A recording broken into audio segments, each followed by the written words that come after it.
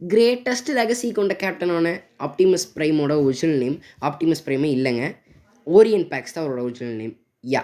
சைபர்ட்ரானில் அவர் ஒரு டேட்டா ஆர்கிவிஸ்ட்டாக தான் இருந்தார். மேட்ரிக்ஸ் ஆஃப் லீடர்ஷிப் தான் அவர் அப்கிரேட் பண்ணி ப்ரைமாகவே மாற்றினாங்க. ஏர்த்தில் தான் அவர் ஃபஸ்ட்டு ட்ரக் ஃபார்மையே சூஸ் பண்ணார். பொதுவாகவே ட்ரக்கில் high torque and load carriers இருக்கும். இதனால் மேட்ரிக்ஸை ப்ரொடெக்ட் பண்ணுறது ஈஸியாக இருக்கும். அதனால தான் அவர் ட்ரக்கை சூஸ் பண்ணார். மெகட்ரான் ரொம்பவே ஸ்ட்ராங்கர் ஆப்டிமஸ் ப்ரைமை விட.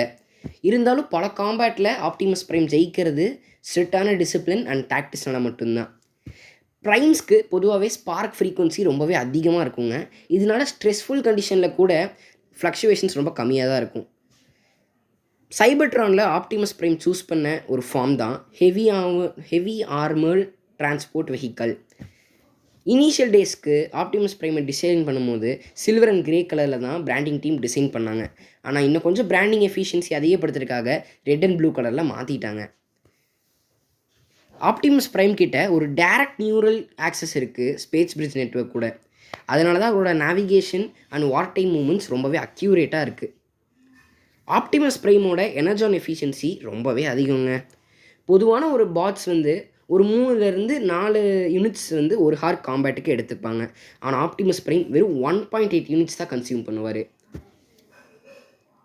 Live action, age of extinction and GI cartoon இந்த மாதிரி 3 டைப்ஸ் ஆஃப் ட்ரக் காலப்போக்கில் அவரை மாற்றப்பட்டது.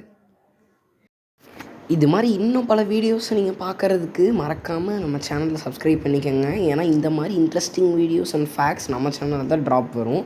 ஸோ மறக்காமல் நம்ம சேனலை சப்ஸ்கிரைப் பண்ணி லைக் பண்ணி எனக்கு சப்போர்ட் தாங்க கைஸ். அடுத்த வீடியோவில் பார்ப்போம். Bye bye, take care.